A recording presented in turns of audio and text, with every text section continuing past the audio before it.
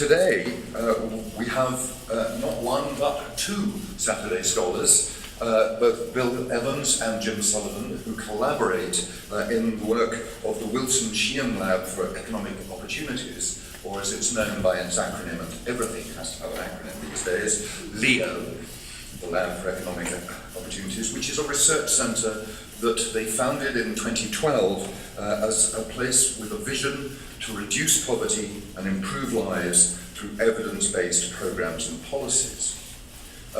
Bill is going to actually do the presentation side of this, and then Jim is going to join him for the Q&A afterwards. Jim is a Notre Dame alum. He did his BA here in economics, and then a PhD at Northwestern. And then after stints in a variety of places like Michigan and Chicago, came back to Notre Dame, and he is now as the Reverend Thomas J. McDonough, CSC Associate Professor of Economics.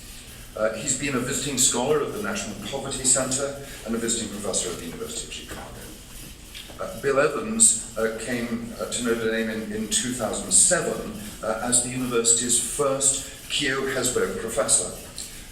He had previously been at the University of Maryland. He is also chair of the department and has been watching it rise in its numbers to quite extraordinary extent. Bill worked out earlier on, beginning of this semester, that it's now the case that 1 in 8 of all Notre Dame students, whatever their college or school, will either major or minor in the Department of Economics. Between the major in economics and the minors in international business and business economics, which is a quite extraordinary statistic, especially when some of us look back just a very few years to when the department was perhaps a quarter of that size, if that. I have to read what Bill had to say about his family. He and his wife, Eileen, have 3 boys: Connor, ND 2012, Brendan, ND 2015, and Patrick, Notre Dame 2019, all arts and letters majors. Their oldest son, Connor, is married to Elizabeth Rose, Notre Dame 2012, another arts and letters major, and they have 2 children, Caroline, Notre Dame 2039, and Clark, Notre Dame 2041. Let me hand the stage over to Bill.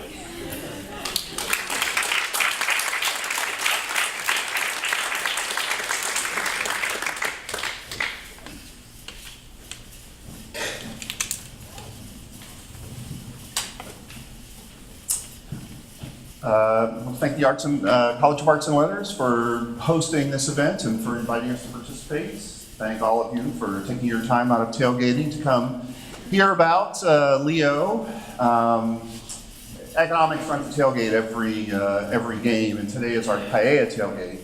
But the KAKA comes off at 2, so I'm not sure we're going to get it by the time we get back. So we're bad missing that as well. This is a fabulous opportunity to us to talk to you about what we've been doing over the past 5 years at LEO.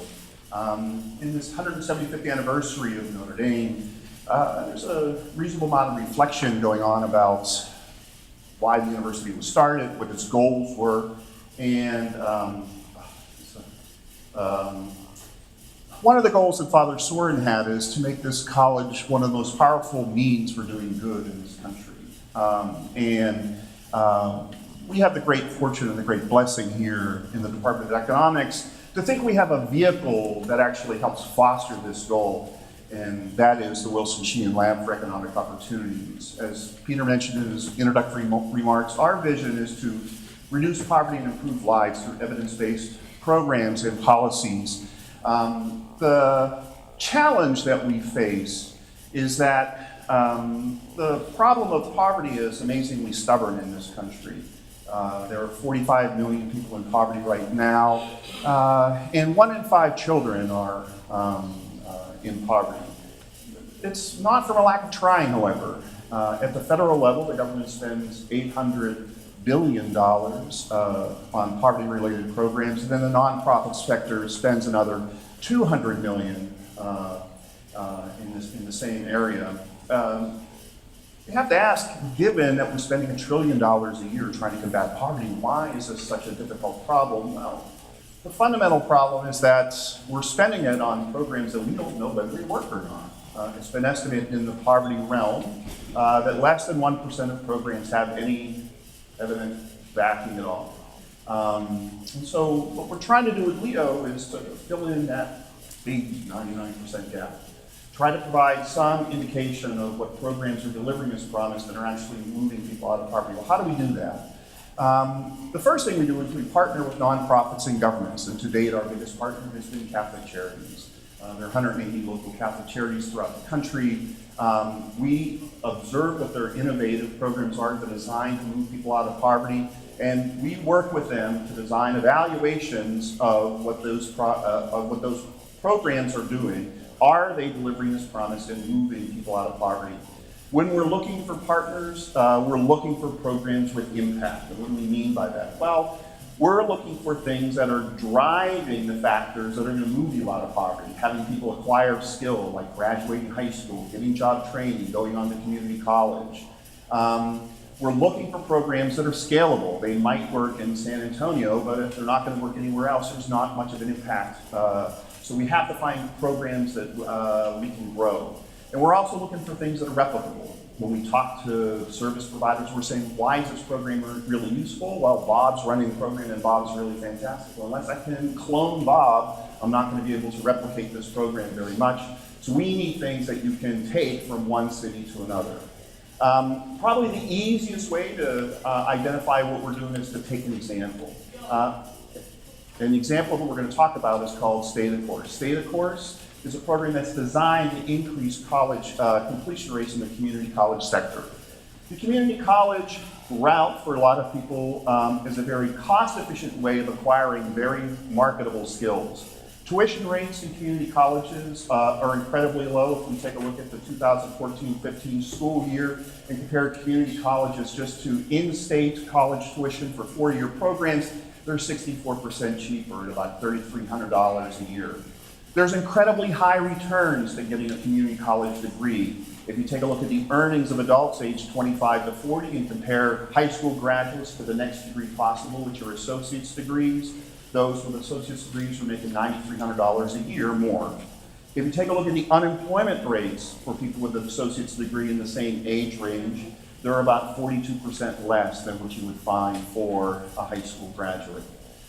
The problem is, a lot of people start community college, but very few finish. So if you take a look at everyone who starts for the first time in a community college, follow them for 6 years, only about 40% actually have any degree, whether it's at the 2 or 4 year level, and 60% are still in school or have dropped out.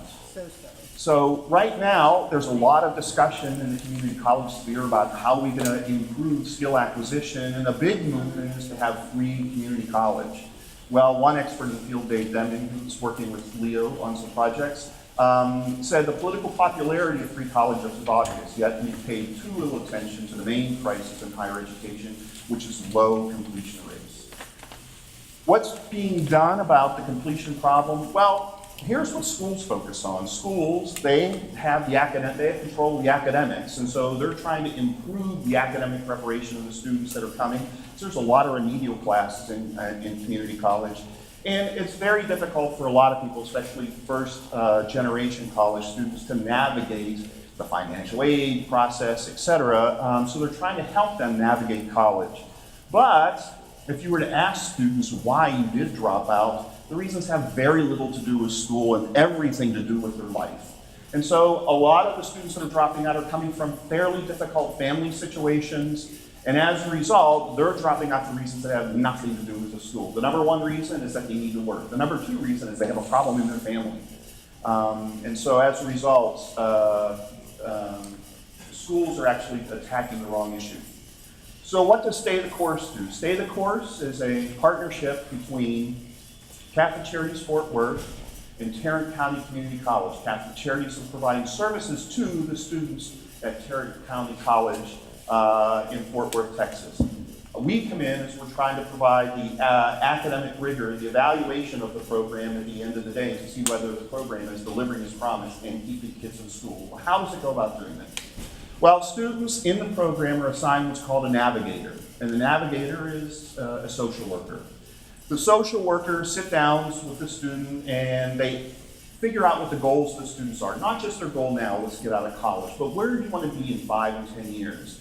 And what the navigator then does is assess the strengths and weaknesses of the student.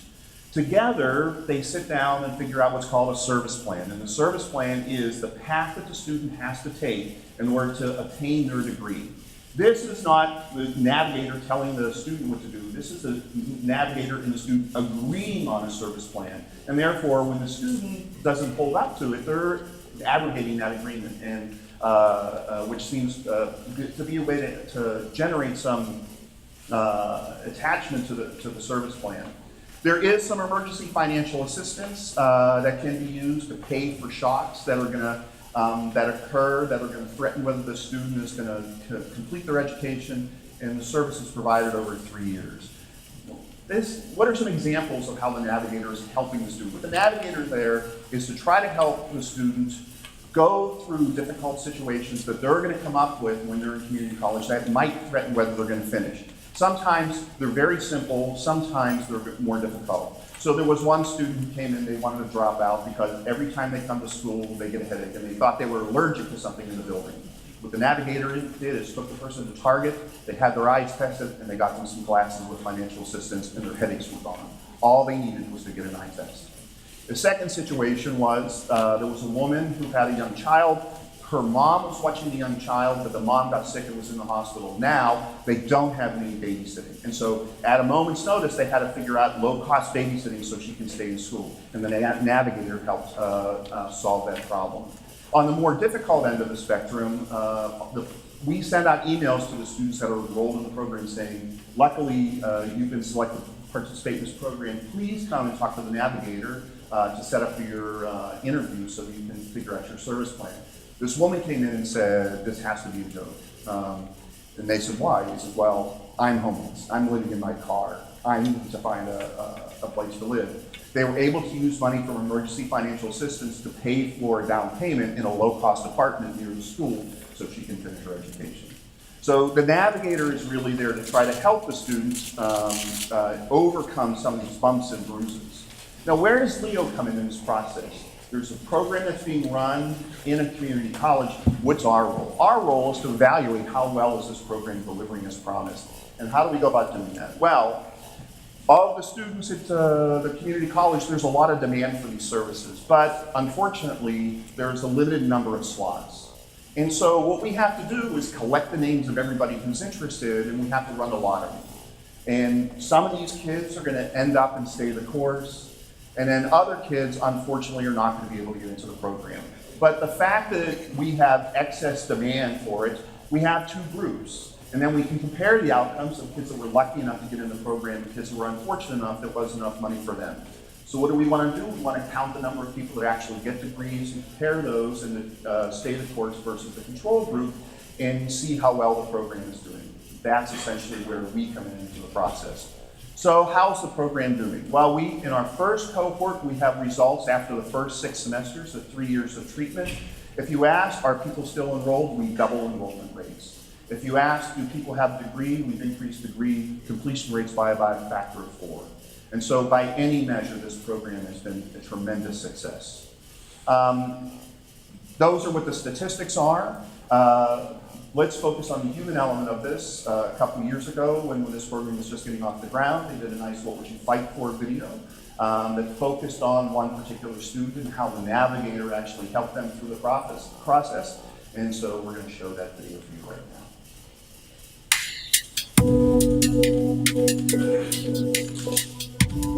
My mother had her first child when she was 19. Later that year, she dropped out of college. When I had my son, I knew that having a college degree would provide better opportunities for our future. But it was a struggle every day. I missed classes because I couldn't afford daycare. My grades suffered. I often thought that I would never graduate. In the United States, over 60% of community college students drop out before completing their degree. Notre Dame's Wilson Sheehan Lab for Economic Opportunities, in collaboration with KAKA Charities Fort Worth, has created Stay the Course, a program designed to help low-income students graduate. Research shows a large percentage of community college students drop out because of issues outside the classroom. Stay the Course provides students with counselors to help navigate these non-academic barriers through case management and emergency financial services. Notre Dame's Lab for Economic Opportunities is identifying programs that address the causes rather than the symptoms of poverty. It is providing research-based solutions that will permanently improve the lives of those in need. In its first year, Stay the Course reduced dropout rates at Tarrant County College in Fort Worth, Texas, by 25%. My counselor is amazing. She helped me find and pay for affordable daycare. My grades are better, and I'm on course to become the first person in my immediate family to graduate college. The University of Notre Dame asks, what would you fight for? Fighting to create economic opportunity. We are the Fighting Irish.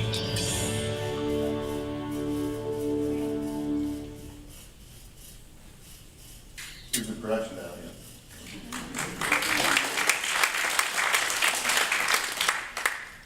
Part of the reason, part of the goal is to find programs that have impact and things that are exportable and replicable. Well, we have one program in Fort Worth that seems to be having success. What does that do? Right now, we are talking to community colleges in 9 separate areas about expanding this program. And so that's one of the goals that we're trying to, one of the ways in which we're going to try to have impact. Let me give you another example. This is a little bit different, but a little bit closer to home. It's a program that we're trying to evaluate, an intervention that's trying to decrease homelessness. Homelessness, again, a persistent problem. The numbers are declining over time, but in any single night, there's more than 500,000 people that are homeless. And there's about 3.5 million people that experience a bout of homelessness in any given year. Again, the sad fact is that the burden falls heavier on children, and that 1 in 5 of the people that are homeless are actually under the age of 18. One way that a lot of areas try to combat homelessness is through what's called emergency financial assistance. So in the city of Chicago, this is assisted by what's called the Homeless Prevention Call Center. So you call 311, they take down some information, they figure out whether you're eligible, and then they find or try to find a social service agency out there that might have funds to help you get through this particular event that's threatening whether you're going to stay in your house or apartment. Now, 90% of all people live in a jurisdiction that has a homeless prevention call center, and these call centers get something like 7 million calls a year. They have never been evaluated. We've never stopped and asked the question, is what 90% of cities are doing to try to combat homelessness is actually having any good whatsoever? In Chicago, the Homeless Prevention Call Center gets 70,000 calls annually, and the two biggest reasons are people need assistance on next month's rent, or they've been evicted from their apartment, they're currently moving out, and they need a security deposit to move into a new place. So where does LEO come into this role? Well, the Homeless Prevention Call Center is run by KAKA Charities in Chicago. And the calls to 311, 70,000 a year, are large. It's a tremendous call volume. The sad fact is, a lot of these people are calling when funds are available. And so about 50% of them end up having the opportunity to get some financial assistance on the short term. Unfortunately, about half the people are calling when no money's available. So a utility might give some short-term assistance, but it's a very limited amount that's only going to last 2 weeks. Or the state might not sign a budget deal for a long period of time, and so they go a couple months without any state assistance. So what are we doing? We're going to compare the outcomes of the people that call when funds are available, and compare those to people who unfortunately call when no funds are available. And what we're hoping to see is that the number of people that show up in shelters is lower among the people who are able to assist in this program. What's the evidence on this? Well, of those people that call when no funds are available, about 2% end up being homeless, where this number drops by 76% when funds are actually available. So in this particular case, again, the program seems to be delivering its promise. One interesting aspect about this is that homelessness tends to be rather expensive event. So if you enter a shelter, your average cost that you're generating are about $2,400 for that stay. When you're in the shelter, a large part of the program is to get you some state and federal resources, and so people end up spending about $5,100 when they're in the shelter. But then mortality rates are amazingly high among people that are homeless, and the estimated costs are about $13,000. So if you can prevent a spell of homelessness, you can save state, local, and federal governments about $20,000 in total. Is there some broader impact to this? Well, the homelessness prevention programs in the city of Chicago are coordinated by the All Chicago Foundation. And for those of you from Illinois, know that there's been persistent budget problems in the state. The funding for the Homeless Prevention Call Center and other short-term financial assistance programs has been very spotty. Now, All Chicago has a tool that they can use in lobbying for more money. And the tool is the evidence that we've been able to help generate. Again, we started out with one program and homelessness, and right now we have programs trying to help the homeless in Santa Clara County, in Santa Rosa, in Anchorage, in King County, in Baltimore, and Richmond. And so these little seeds of success end up to germinate and then move throughout the country. Our growth in Leo has been relatively rapid. Jim and I started, we had one employee, now we have 9. That growth has really been funded by a very generous gift from the Wilson Sheehan Foundation, who has allowed us to propel this research forward to really expand the scope of the operations. Now we have 30 projects nationwide in a variety of areas, from criminal justice to education, health, housing, self-sufficiency, and we're always on the outlook for new programs. We've been talking a lot lately about some work in refugees, about work in foster care that we would like to get into. Part of the reason we're into this game is to have impact, and one way to have impact is to be involved in the legislative process. So when our Homeless Prevention Call Center study came out in the Journal of Science, Jim was able to go to DC and do a briefing for Hill staffers on the impact of short-term financial assistance. We had a recent paper in the Journal of Policy Analysis and Management that showed a lot of success for a program here at the local level, and the Executive Office of the President wrote up that program as an example of low-cost, efficient ways for juvenile justice interventions. You might have seen recently that Leo had some work on the fiscal cost of refugees. That work was picked up by the Washington Post, the New York Times, and most recently, All Things Considered, on NPR. And at the federal level, there's a lot of stagnation in legislation right now. Neither sides of the Senate and House can get along. About the only bipartisan effort that's actually been passed over the past couple of years has been the establishment of the Commission on Evidence-Based Policymaking, which is essentially trying to routinize things that Leo does on a day-to-day basis within the federal government. It was passed as part of the Murray-Ryan bill, and the commission was just launched, I think, about 6 weeks ago to great fanfare. When Ted McCann, the senior policy advisor to Speaker Paul Ryan, was interviewed at the establishment of the commission, where did you get the idea for this? He said, well, the original idea for the commission came from Professor Jim Sullivan. So Leo was already having an impact on the way in which legislation is made on a day-to-day basis.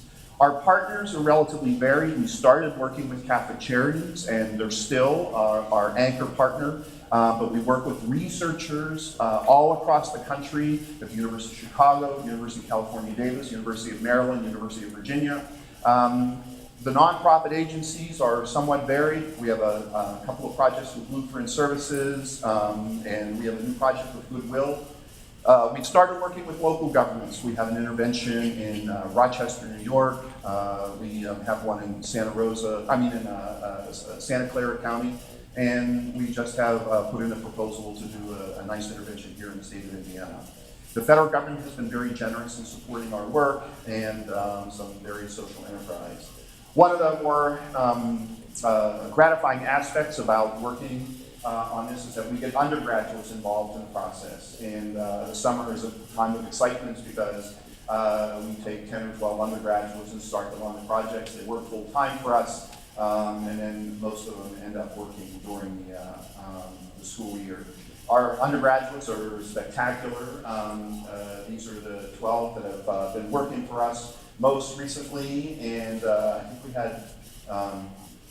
had 11 this summer, and it's pretty fun. Some of them actually work at the local agencies, which is something we want to expand a little bit more. These undergraduates are amazing. They're really spectacular. Just to give you one point of evidence of how good they are. U.S. News and World Report ranks graduate programs in economics. They have a very long list of good economics programs, and they have 6 tied for number 1. Harvard, MIT, Stanford, Yale, Princeton, and Berkeley. And Jim and I, we have undergraduates at 5 of those programs at which we go. So that's pretty good. These are really talented kids. Just to give you some notion of what the program does for these undergraduates, we have a little video that was made a couple years ago to thank the Wilsons for the gift to the lab, and I want to play that for you.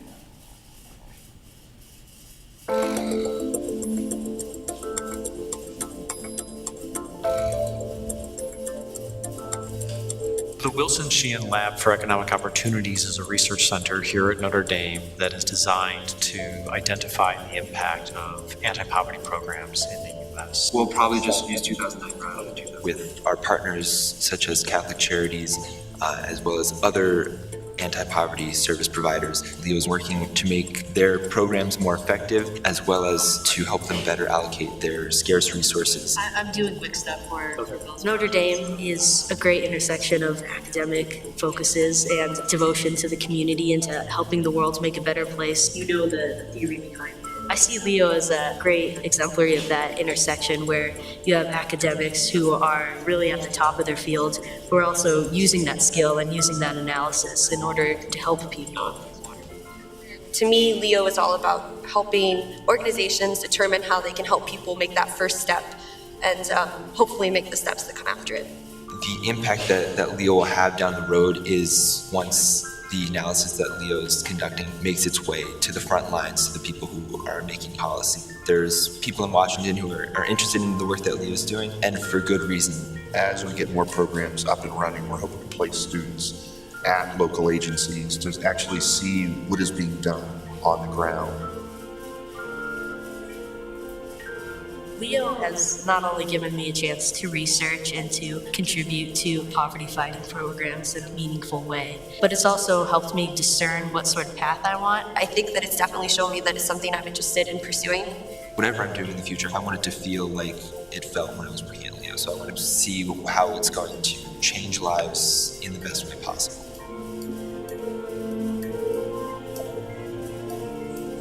This idea was hatched with Father Larry Snyder and his management team from KAKA Charities. And I turned to Jim and I said, if they're right and they're willing to do this, our lives have been changed dramatically. And it was true. It's been a pretty wild ride over the last 3 years.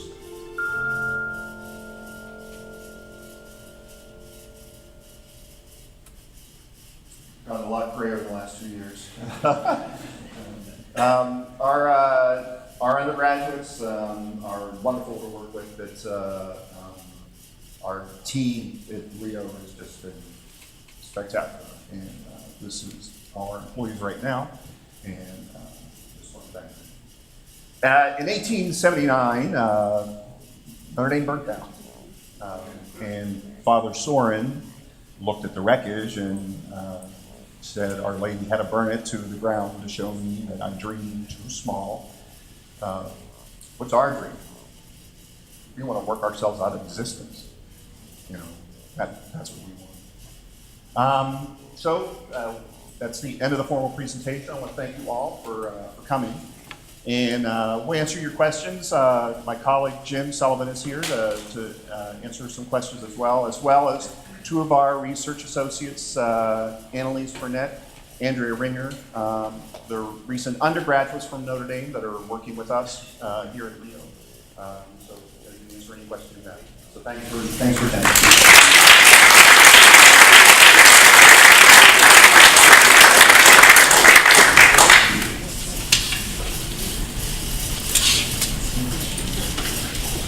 Oh, Evelyn. Hi, how are you? Good, thanks. So I have a question about sample size. One of the challenges, first of all, thank you for what you're doing. It's hugely important. One of the challenges we come up against in evaluating social programs is that often a program is not serving hundreds or thousands of people, but maybe 50 people here, 60, even 100. And so being able to conduct a study that has statistical significance in the end is impossible for those kinds of smaller programs. And it certainly is true where I live in Chicago that we just have a smattering of those kinds of smaller programs.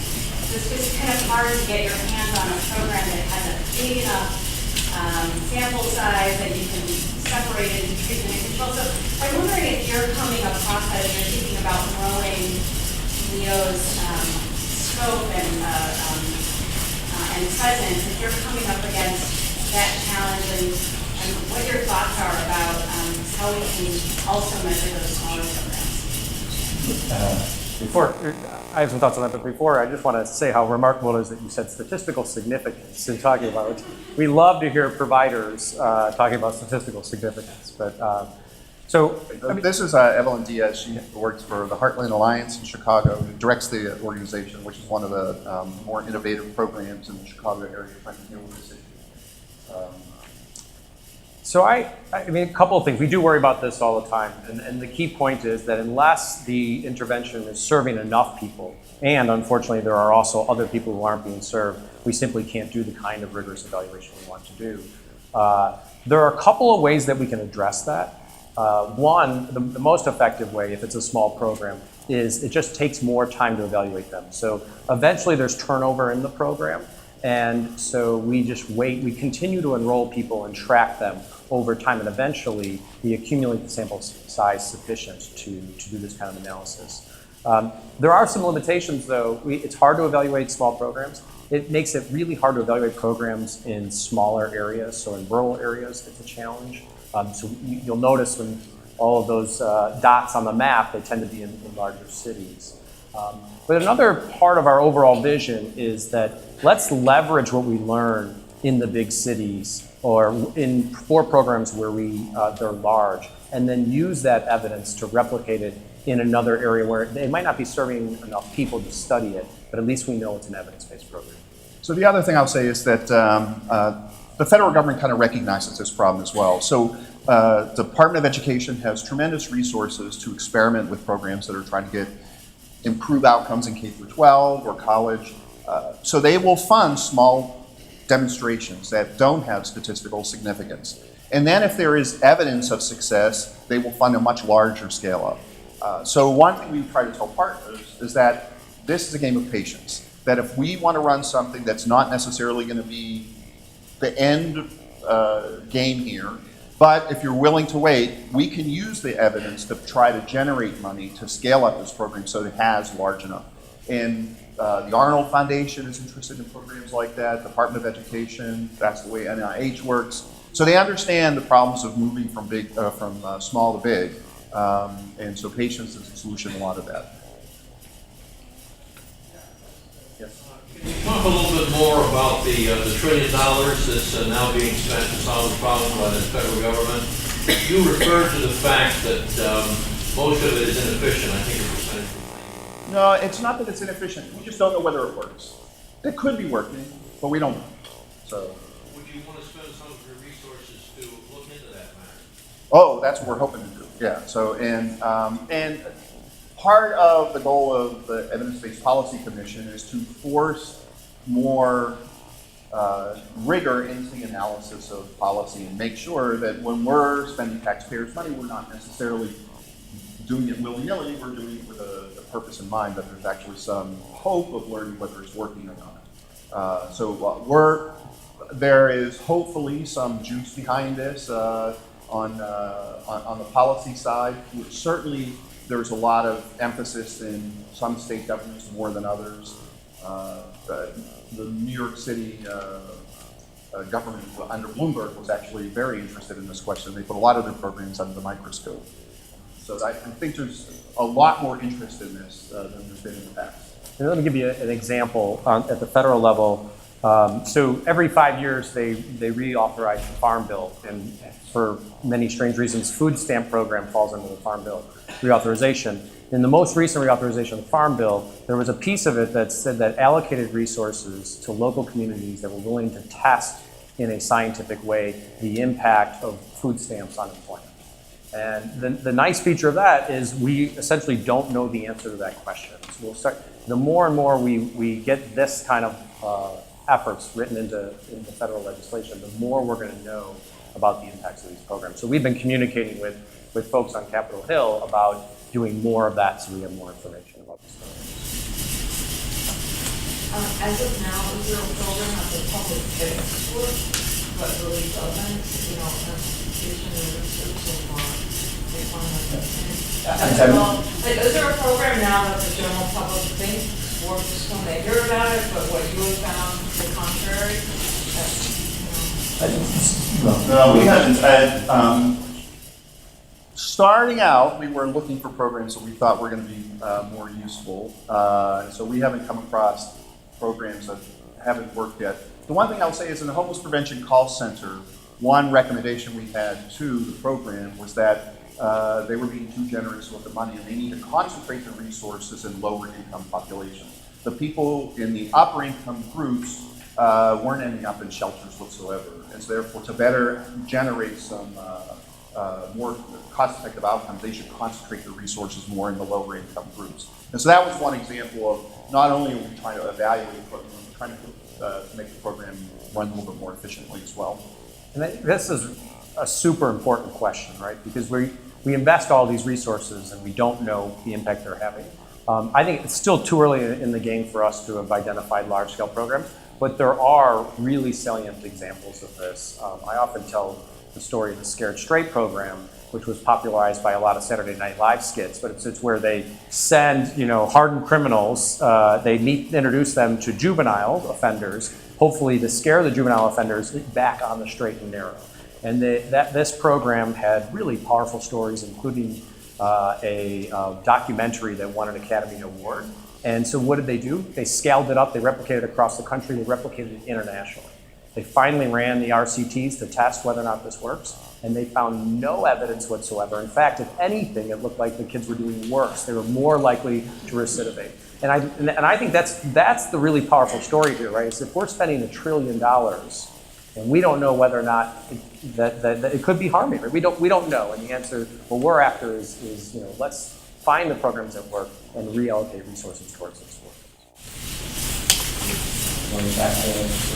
I think your measure of success being a degree, shouldn't you change it to where they earn a marketable skill? I mean, if a student goes and just takes like a year of drawing classes and can get a job, they can be a designer, and they drop off, that shows a failure system. But I mean, if they get a well-paying job, who cares if they finish the degree? Yeah, so there are a lot of certificate programs that are fairly valuable, so part of our goal is to take a look at the long-term consequences of this. So we have 6 months or 6 semesters worth of data. Now we can take a look at how people are doing after they complete those college years. We can follow them in tax records. We can figure out what their earnings are. So part of the goal is, since we have this information for them, we can follow them forward and see, are they actually doing better in the job market as well. So the analysis doesn't stop, hopefully, when the 6 semesters are up and our relationship with Tarrant County College is no longer there. We're going to be able to follow these people for a long period of time. In Fort Worth, KAKA Charities, we had a successful program that indicated the value of empirical evidence. Do you see any of the funds that they have at their disposal being redirected into areas, or at least where they're going to test whether they're getting results? Well, Stay the Course was our first program with them. It's a fairly intensive case management program. The success of it encouraged them to take case management and move it into other areas. And so we have this really large experiment with KAKA Charities Fort Worth right now called the Padua Pilot, which is intensive case management for people that are coming in the door looking for immigration services, looking for housing assistance, looking for job training, and we're enrolling them in a program not devoted towards community college, but just people that are coming in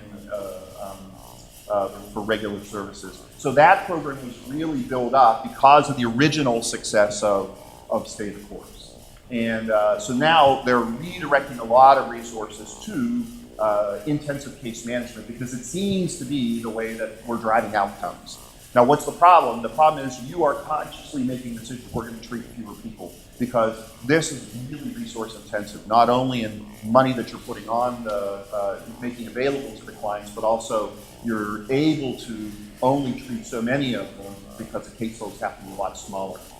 So they've completely redirected the way in which they do business based on some of our early results. We've done it now in Padua. We're generating some huge success rates in that program early on. We're hoping it's going to maintain. We're still pretty early in it. But it's one of those ways where they saw the way in which one program was working and adjusted the way in which their business model to accommodate the new evidence. The Catholic Charities Fort Worth is a great story for us because they, when we first met with the executive director of Catholic Charities Fort Worth, we said, we might tell you that some of your programs don't work. And she said, great. Why would I want to allocate resources to a program that doesn't work? And that's when we knew that we really had a partner that could really demonstrate the impact of bringing evidence to bear in anti-poverty programs. And over the course of 2 years, they redid their whole strategic plan. And the whole strategic plan of that agency now is to essentially be a lab to identify effective programs. And once they identify them, to reallocate resources towards those programs. And to show throughout the 180 Catholic charity agency network what works so that other agencies can replicate. This is very powerful work that all you guys are doing. As funders to charities, what would you recommend? There's an argument here that a donor should insist on a charity being able to exercise or perform an RCT, randomized controlled trial, and prove it works. Should we withhold monies from charities that are unable to prove this, the efficacy of it works via these mechanisms? How about giving them money to run the RCT? Maybe that's what we should be doing first. Yeah. And what we have found is that it's hard for us to raise money for the evaluation. It's hard for them to raise money for the intervention. But when we go in together and say, we're going to try something new, and we're going to do it in a way that we can actually test to see whether it works, in 3 years, if it's not, maybe we'll close it down. We've had success in raising money that way. But we've also heard from charities that say it's unfair to the control group. We don't want to put the control group, to not serve the control group. So the whole notion of RCT is just there's something unmerciful about it. So is that how do we combat those sorts of arguments? Yeah, so when we articulate our long-run vision for Leo, we talk about creating a culture of evaluation and evidence in the nonprofit world and in government agencies. And I feel like we're just scratching the surface right now. There are these innovative leaders like Evelyn and Catholic Charities Fort Worth, where they're running RCTs and they think, of course, this is what we should be doing. Your characterization probably reflects the majority of nonprofit providers. But part of this vision is if we can demonstrate the return on this. So if we can show, look at all the attention that Catholic Charities Fort Worth is getting, that Heartland is getting, because they're generating this evidence, and that's who the foundations now want to talk to, that it'll be easier to convince those that are hesitant. Because the fact of the matter is they're turning people away. Right? So it's not, and their argument is, well, we don't want to randomly select somebody to not get services. Well, they're choosing people to not get services in some non-random way. So there is actually an argument that the fairest way to do it would be through an RCT. So part of it's just getting that story out there. Virtually every agency is turning away people. And so they are using some device to tell people you're not getting services. We're just saying, let's do it in a way that we can learn something from it. You have tremendous findings around program design and implementation. I'm wondering if there are implications from studies you've done or ways that you look at best practices for direct service providers. So in state of course, who are the most effective people supporting the participants, and maybe how could those be scaled and shared amongst the college? Yeah, so that's part of the goal of expanding to other cities is we have maybe 4 or 5 counselors in state of the course. We don't have enough variation in it yet, but if we can get 10 or 20 local community colleges, then we'll have maybe 70 or 80 counselors in it, and then we can start looking at what are the ones that work. So one result, stay the course seems to be very effective for women, but all our navigators are women. And so we don't know, are they doing well because they're someone that they can talk with, or is it some other reason? And we don't know that because social workers are overwhelmingly female. And so figuring out that question is going to be awfully difficult. But those are the types of things that we're interested in as well. And you only get that once you expand.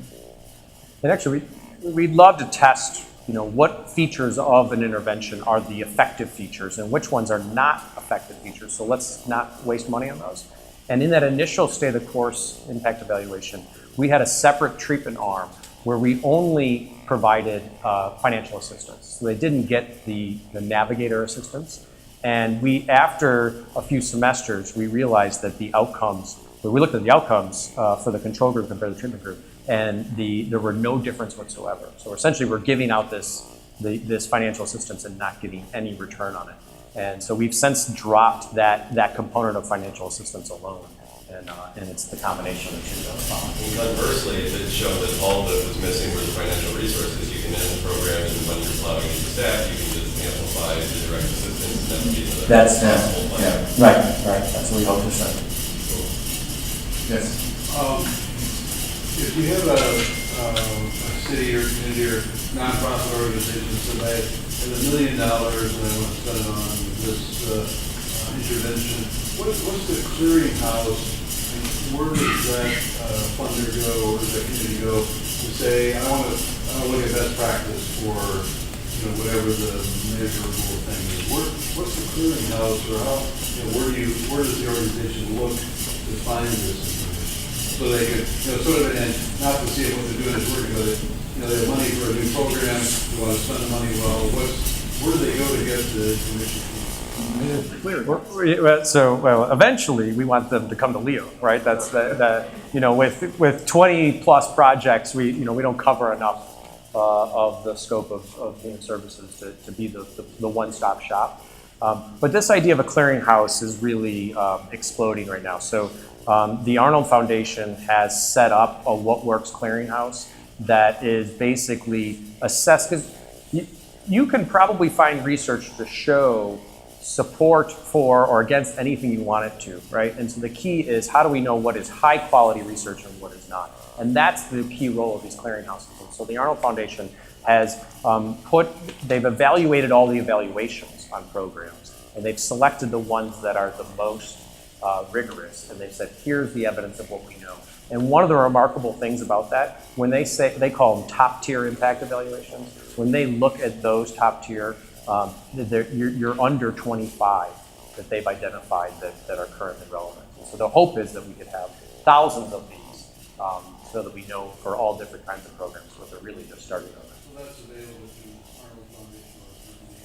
Yeah, the What Works Clearinghouse, and the Department of Education has a separate What Works Clearinghouse for all education programs, and that one's much deeper. I have a question about sort of the ethics and the informed consent approach that you take. So in medical research, there's heavy regulation about informed consent. And is this type of research, really considered population-based exempt? Or do you have, some awareness or permission of, the people that you're following? No, we have to go through the same review that medical studies have to. Most of the most of the studies that we're engaged in, there is informed consent. People have to sign saying, I'm willing to participate in this program. I'm willing to allow you to follow me in administrative records. There are sometimes events are happening and there's no consent, like the Homeless Prevention Call Center. There's functional randomization. We're not actively randomizing, but some other event out there is doing it. You don't have to get consent in that situation. But for Stay the Course, we had to do it. For our Paddle Pilot, we have to do it. For most of the projects that we're engaged in, we spend a lot of time, our research associates spend a lot of time worrying about the consent process, filling out IRB applications, making sure the consent form is understandable for the population that we're dealing with. So we have to get an estimate of what the grade reading level is for the typical person reading this and make sure it's appropriate for the group we're considering. And it occupies a lot of Annalise's and Andrea's time.